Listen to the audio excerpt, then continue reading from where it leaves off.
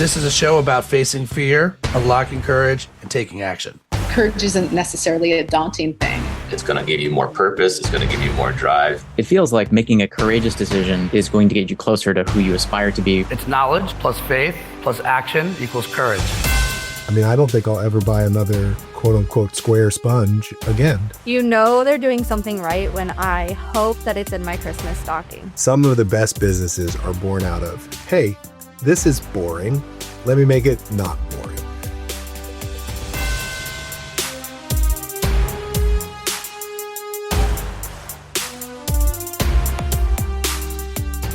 Giddy, folks. Giddy, because we're back here at the Courageous Podcast. I'm Ryan Berman, and today I am not alone. Here, we're back for our third edition of our Courageous Brand Spotlight. I've got my business partner, Billy Collins, here. Hello, Mr. Billy. What's up, Ryan? How we doing? Good, man. You excited? You got your brand? Oh, I do. It is a great one. It is one that I think a lot of people will know, but most people won't come to top of head, so it's great. And we're joined by, I'm so excited that Kimberly Voorhees is joining us today. And if you are in our inner circle and you collide with Courageous, and there's no doubt you have received an email from superhero at couragebrands.com, Kimberly Voorhees. Kimberly, you pumped? This is your first one. I'm excited to be here, and I brought one of my favorite brands, so excited to get it started. Go time. All right, folks, it's called the Courage Brand Spotlight. So in case you're like, well, what the heck is a Courage brand? Real fast, the way we look at brands is if you put your brand on pause for 1 minute, you step back, ask yourself, where are you in the spectrum? Are you a coward brand? Are you a stasis brand? Are you an iterative brand? Are you an aspirational brand? Or are you a courage brand? And, as you can imagine, courage brands are showing high amounts of knowledge, high amounts of faith, and high amounts of action, where maybe a coward brand, they kind of know what they need to do. They're not feeling it, and they're not doing it. We've all seen these brands, but today is a celebration of a courage brand. Now, just because we mention that they're a courage brand doesn't mean that this is an exercise in brand or branding.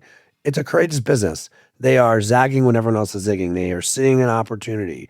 This is our third edition of the Courage Brand Spotlight. In the past, we've talked about the Savannah Bananas. We've talked about Female Quotient. We've talked about Liquid Death. And today, the responsibility for Billy, Kimberly, and myself is that we're each bringing a different courage brand to the table. So we're back at it. I'm super pumped. Now, I was gonna go first today. Is that what we are? We liking me going first? Let's do it. Yeah. All right, you guys are going to eat your heart out on my brand choice. Okay. Yes, Billy. For those of you who are not watching video, the head tilt because he knows that I'm giving away a little bit of who I'm going to be talking about. And look, I would say I'm not sure if the statistic still holds, but it used to hold that of the 340 million Americans that live in this country, 50% live 50 miles from where they were born. And that means 170 million live close to home and 170 million don't. They go on some adventure. They have guilt like me for being 3,000 miles away from their family. And so if you've ever moved away from home and suddenly you miss that pizza joint or you miss that barbecue or you need to ship bagels from New York City or a deep dish from Chicago or, in my case, crab cakes from Maryland. And I'm not even going to give you the spot because I don't want to compete with you ordering from my Maryland place. Then this is the place that you turn to, and it's Gold Belly. I absolutely love the courageous business of Gold Belly. This market, Billy's already not. What is it, Billy? I love it. I mean, I love Gold Belly. You know this. This became my move when I would have a sports wager against someone I knew who lived in a different place. I don't like to bet money. I always like to bet dinner or a drink or a bottle or whatever, right? So Gold Belly became my move when, okay, you would win and I would get you something from your hometown or the sports team that won, or something from my hometown or my sports team, which was either some Permane Brothers sandwich from Pittsburgh or some barbecue from North Carolina. Those were the things that I was giving to people. And one of my favorite things when ordering Gold Belly the first time was I got a ton of stickers from them, one of which was like Dad Bod, shaped like a pizza. It was like all kinds of just great branding. Like they have done a really nice job of balancing this is the place to go to find other things, right? And so again, it's the Gold Belly. You don't buy anything that's Gold Belly branded. But when you think about ordering food from the best places to find the best New York style cheesesteak, New England clam chowder, all the stuff, Gold Belly is a place to go. Yeah, look, they've been around now for 12 years. It feels like they've been around forever. So like I mean, that's amazing that it's just a little over a decade. And when you want something that's crave worthy and you want to deliver that little taste to home, they are in the nostalgic food cravings arena, but it's also emotional branding. It's storytelling. It's taking me back to Maryland we just had crab cakes from Beep last night. And again, that was my I couldn't help myself, guys. And it reminded me how much I do love the brand. Here's a little tail of the tape on the numbers. 1.4 billion valuation as of early 2025. Strong investor confidence. Again, these numbers aren't like I'm working with what I can find, but the word on the street is 18% year-over-year revenue growth as of 2025. You can imagine when a pandemic hits too, right? That suddenly this is not bad for their business. And so Goldbelly added over 400 restaurants on the platform, which dramatically expanded its supply base during those moments. But the thing that they've done a really, really good job of is they get small regional restaurants and bakeries. I mean, they've figured out a way to add all that to the platform. So yes, you've got your big guys too when you want like John's on Bleeckers Pizza. And if you haven't had that from New York City, you can now get that in San Diego or wherever you are. Joe Ariel, I think I'm saying this right. This is the founder and CEO, NYC guy. Before Goldbelly, he actually founded a digital media startup. So he's got experience in this arena. It makes sense. Are they really in the food business or are they in the logistics business? And they figured out a way to make this go. So Goldbelly was my Courage brand. Bravo to them. Thank you for bringing it. Can I add two more? Can I add two more thoughts?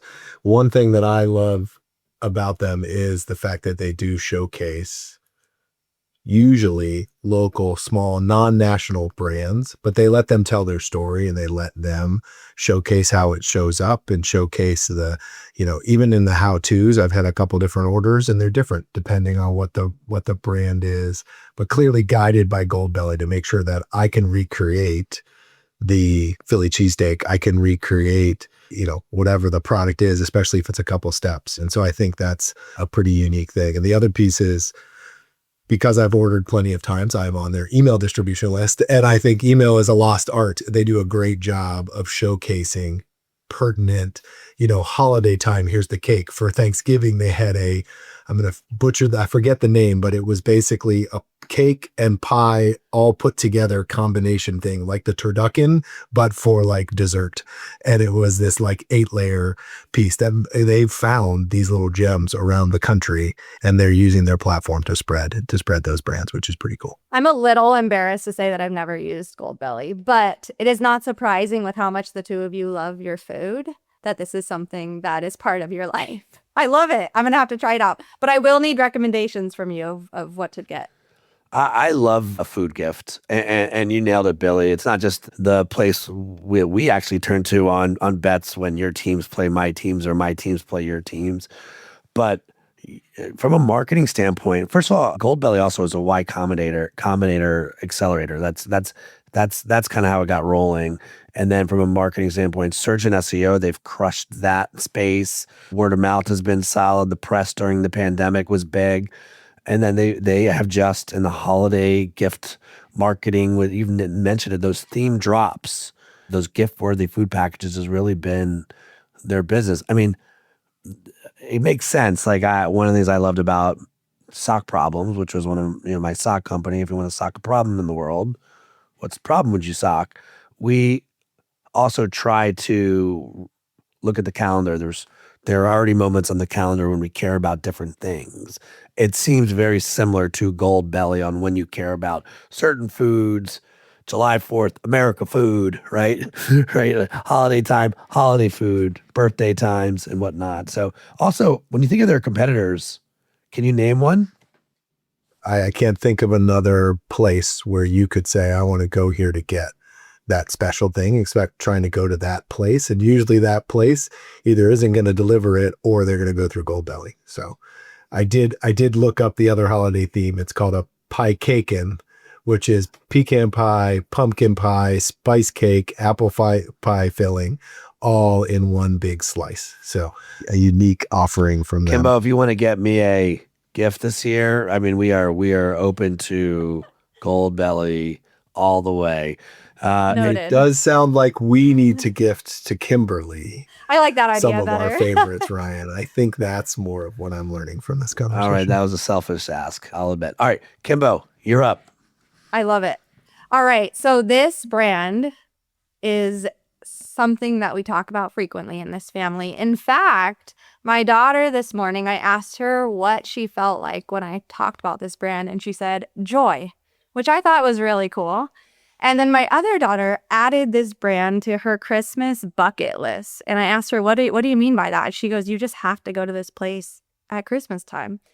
She also means every season. This is a place that you will drive by and see people show up at 4 a.m. and wait in line for a little tote or a little insulated bag. So we're talking about none other than Trader Joe's. Trader Joe's, to me, makes things simple. I would say that the brand is the store. First of all, you are not online shopping at Trader Joe's. It's not an option. You are going into the store. Why? Because that matters when it comes to brand, when it comes to the experience. They have about 4,000 SKUs in their store compared to an average of 30 to 50,000 in other competitors. So what does that say for me as a consumer as I'm walking in and my decision fatigue can take a deep breath? Things are simple and I trust what they are putting on their shelves. Why do I trust it? Because if it's not working, I'm not going to see it for very long.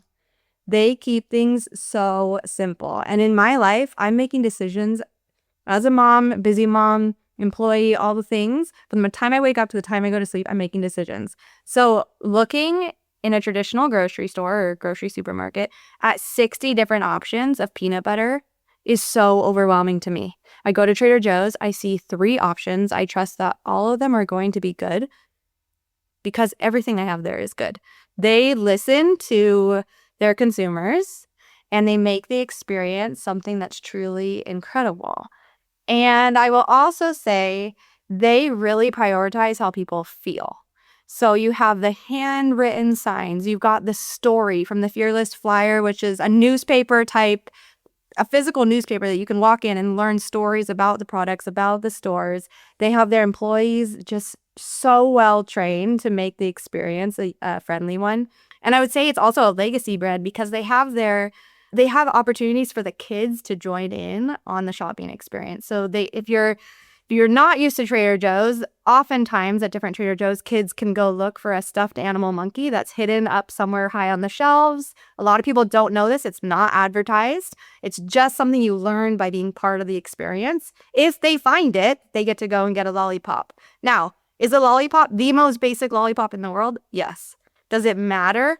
No. The kids think that it's incredible, all the way from the young kids to the teenagers. And then what adult also doesn't like a game too, right?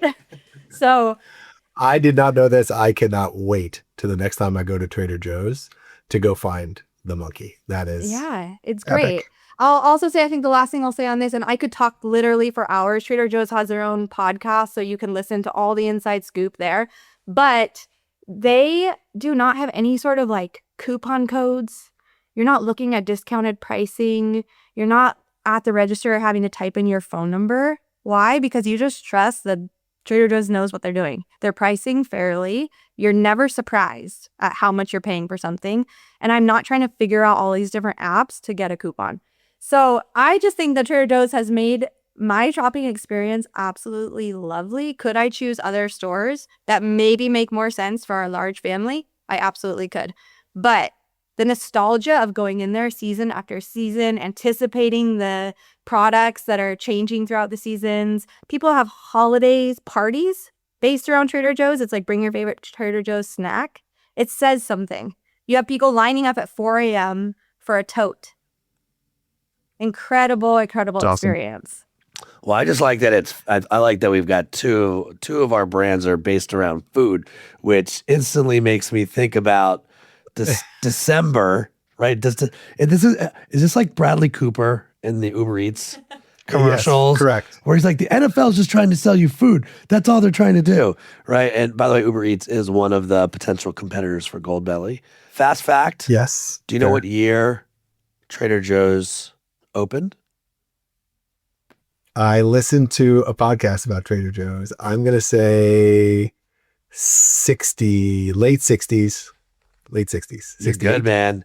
1967. 67. Come on. Right. This is how you clearly know that this trend has to die. That the three of us with an average age of beep are talking about this. Oh boy. It's pretty cool that it's been around almost 60 years, though. And here we are still talking about it being a Courage brand.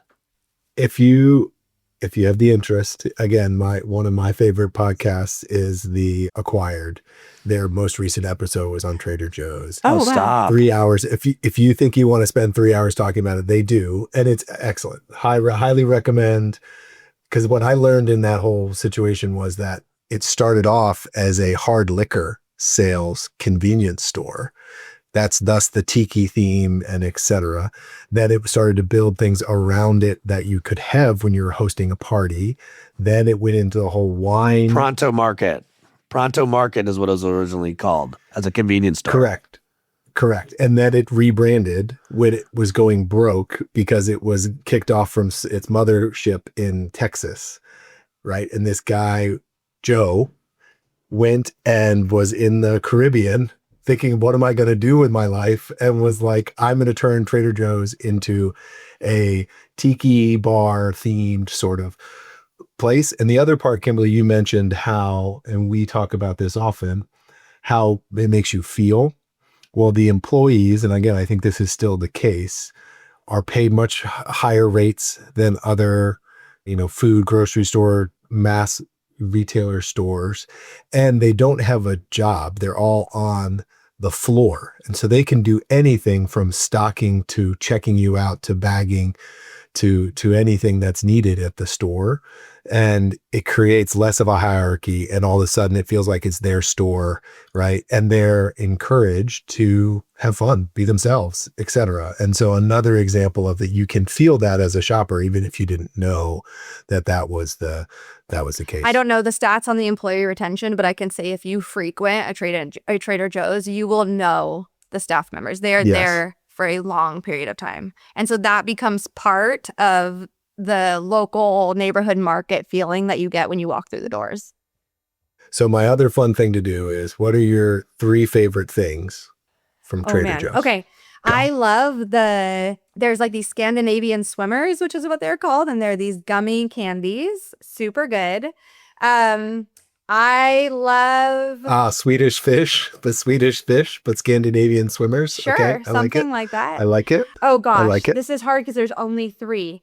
I love myself their hash browns that some might say rival McDonald's hash browns. And in fact, a lot of times they have a limit on how many you can buy because people really like them. They're so popular. You just pop them in the oven. Super simple. And then they have so many seasonal items that I love. Like I just got a Toscano, I think, cheese. And you just put it on top of a French baguette, pop it in the broiler for a couple of minutes. And there you go. You have an experience. And that's a seasonal product. So I look forward to it coming back year after year. Yeah. This is going to be really surprising. I'm not doing 3. I'm doing 1 because it's like clearly my gold medal. They are one of the only places I know that have really good soup dumplings, like off the charts soup dumplings. Oh, interesting. Okay? Yes. Frozen soup dumplings you heat up and whatever. Yeah. What a shock that I would like dumplings and go the dumplings. dumpling route. Yes, Yeah, but that's my go-to. This just in, Ryan Berman loves soup dumplings. I like a good soup. I don't know if Goldbelly sends soup dumplings, but all right. In the spirit of moving on, It's really angling for us to order him some Goldbelly. That was the whole reason he did this podcast. This concludes the podcast, everybody. Have a great holiday. All right, Billy. What do you got, Billy? All right, so mine is not food related, but it is related to cleaning up after your food. Okay. Okay. And this is a brand that I feel like there are a plenty of things that are boring in our life. And some of the best businesses are born out of, hey, this is boring. Let me make it not boring. And so I am talking about Scrub Daddies. Got one here. Yes. Right? For those of you who don't know, the Scrub Daddy sponge. And they're the ones that look like little smiley faces and have a sponge on one side, a scrubber on the other side. They obviously have a number of other products now. I have a grill Scrub Daddy that is actually an excellent tool for cleaning the grill. And what I love about this brand, I actually didn't realize, but when looking into it, found out that it's from Shark Tank. I did not know that. I just had experienced it on my own. But just the idea that they made some choices of sponges are boring. Who thinks let's reinvent the sponge? Nobody thinks let's reinvent the sponge. Okay. And so now it is valued at over $500 million business selling sponges. The other thing I love about this brand is if you look at them on TikTok, if you look at them on social media, they've made a personality out of the sponge. And what you would expect would be like happy, goofy, right? No, it is like irreverent. It is like in your face. There is a video that has over 30 million views of a woman asking for a Scrub Daddy bottle cleaner. And they are like, can you give me a break? I've been working on it. This isn't easy. Come on. That is, and it's from the voice of the sponge. And so this, ability to sort of make a choice and be a particular way that is a little bit unexpected, that is a little bit, let's have some fun out of something that is otherwise boring. And I mean, I don't think I'll ever buy another quote unquote square sponge again, because the other part that they did really well is it's functionally has some benefit to it, right? It's easier to do certain things that you stick through the mouth or through the eyes to scrub a spoon, to make sure you get some of the nooks and crannies out where a traditional sponge may not do that. So there is also some functional benefit to the sponge itself. So again, we have a special Scrub Daddy holder now that you can put the little Scrub Daddies in. And yeah, it takes a boring chore of washing dishes and create something that at least will put a smile on your face for a second. And again, if you bump into any of this on social media, if you see it on social media, it'll give you a smile for your day, which is, again, a great benefit from a brand. They're doing something right when I hope that it's in my Christmas stocking. I hope to find a sponge, which I think to some people might be an insult. I welcome it. Yes. Also, you didn't quite touch on the technology. So when it's under cold water, it is harder and more of a scrub. It's more of the scrub feature, right? And then when the hot water touches it, it becomes softer. Oh, I didn't realize that. I am not as sophisticated apparently in my dishwashing techniques to switch water type, but now I realize they that call it flex texture, Billy. That's what they call it. It's flex texture is what they say. I mean, everybody knows that. Awesome. No, it's trademark truly, moment. it feels magical. I'm serious. It's pretty cool. If I need the sponge to act more of a scrubber, I will turn on the cold water. If I need it to be softer, I turn on the hot water. That's awesome. I also love that you said you were excited about it, getting it in your stocking, because the other thing that they've done is the thing I held up was actually a Scrub Mommy, because it has a little bow, right? They have Halloween themed ones. They have Christmas themed ones. So again, they're getting into the sort of limited time offering. Let's have a little bit of fun with, okay, it's, dishes. So why don't I have one that looks like Santa or what have you? So again, super creative and innovative, but also not try to do something other than the thing that they're meant to do. What's great about it, I couldn't help but think about my kids who don't love chores, right? But yet now suddenly it's like this vibrant smiley face. If you got to do chores, right? Like this ain't a bad way to go about getting your kids to do it. Like pull out your Scrub Mommy, your Scrub Daddy and go to town. Yep. That was the first thought. And then second, you said boring, but like this feels like, I know it's not Eric Ryan. He's like classic serial entrepreneur, but this feels like classic Eric Ryan, who, is founder of Method Soap. And, Eric would just be maniacal about finding commodities. You use the word boring, commodities. He'd make lists and lists of commodities and then sort of scratch off where's the real opportunity to take something that's a commodity or, as you said, boring and make it fun and interesting. And Eric has been on, the podcast multiple times now. He's been like chief joy officer. Like, you can't not smile looking at that little smiley face. Even I might For want to sure. clean up after myself after looking at that thing. Wow. And then again, I didn't know about the Flex technology, but just using it is easier. It is better. It is a better thing. I have a good grip on it. And also somehow, for some reason, doesn't seem to smell as bad. Other sponges, I felt like really quickly stink if you're using them on dishes. And obviously you're not going to use them again. So again, something about the functional makeup really works, but obviously you're drawn in by, oh, this is cute. Let me try this, and I can imagine there are a lot of people that are just like, oh, I could use some more sponges and I'm going to try it. And like I said, I think once you use it, I'm not going back. I'm curious if you have tried any of their other, they've expanded a little bit. So they have like a Scrub Daddy paste, I believe it is. Have you tried any of that? I have not tried any of their like cleaning supplies or cleaning products right outside of sponge. No. Have you? Have you tried anything? Good. It's just as good as a sponge. Like, I think there's only a few, but I can tell you that every time I use it, I'm like, this is magic. I've used the paste on our bathtubs and on the sinks and stuff. And it's just as magical as a sponge. That's awesome. Love it. All right, folks, we're kind of nearing our 30-minute mark. Well done. Kimberly, you did it. You're through it, the first one. Did you have a good time? Thanks for having me. I did. I could talk about this all day. All right, folks, this is our third Courage Brand Spotlight. Gold Belly, I've been baking up a whole new category from scratch. You got Trader Joe's, started in 1967, but just creating loyalty. And again, and to me, it just felt like the ultimate experiential. And experientials here to say. Then you got Scrub Daddy, little clean fun, right? Good little clean fun. Can't help but smile thinking about their product. Billy learned about the Flex Tech. 3 very different approaches. But again, these are Courage brands that are standing out. Awesome stuff. We'll do this again next month. Folks, can you believe it? It's like end of year. How did this happen? What's going on here? As you think about next year, like, what is the bold thing you're going to take into next year? Where's one place where there's something you need to do, you got clarity on moving forward, you're going to be courageous. Clarity over fear, courage over fear. Go get it. Thanks, guys, for joining. Appreciate you. Thanks for tuning in to this episode of the Courageous Podcast. If you enjoy the show, don't forget to rate and review us on Apple Podcasts so more people can find us. See you again next week.